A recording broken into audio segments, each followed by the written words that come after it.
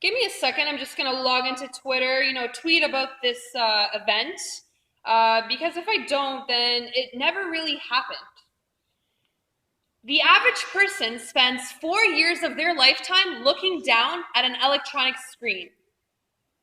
Ironic, isn't it, how looking down at a touch screen is taking away from our actual human touch?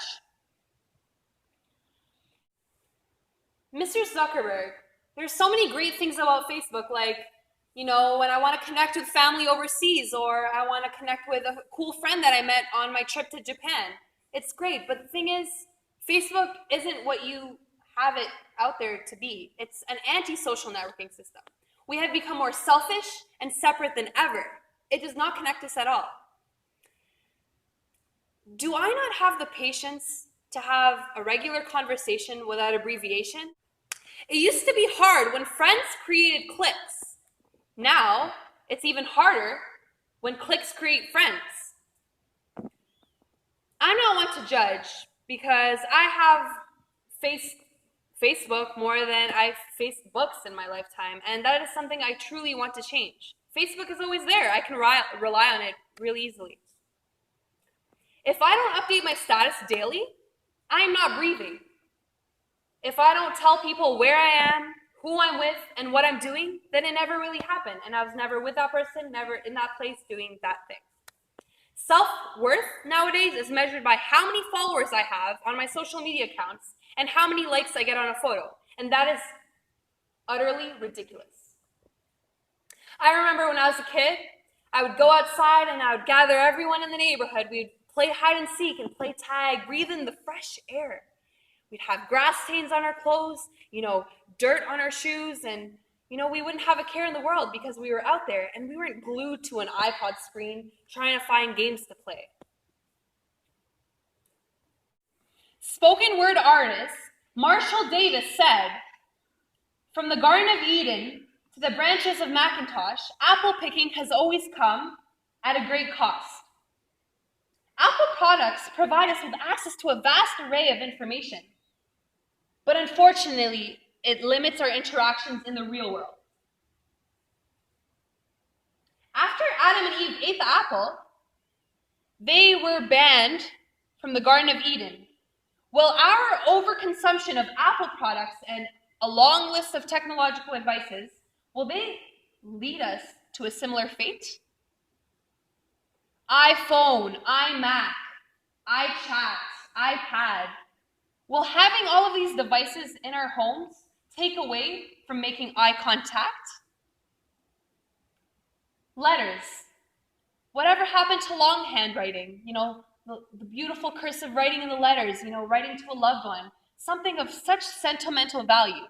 I remember I used to always write letters to my family members and my best friends, but that's something that has disappeared because I've become lazy. We have become lazy. We would rather sit on our couch and write a long text to someone that we love, telling them how much they mean to us, rather than sit down and take the time of our day to write them something beautiful. Not only can I buy everything I need online, I don't even have to leave my house to go to the store, to go to the mall to find something out to wear for a gala the next day. No, I can just order it online. Oh, and another thing, I can find love. I can find my soulmate. I can find love for $19.99 a month. All I have to do is go online and fill out an online profile.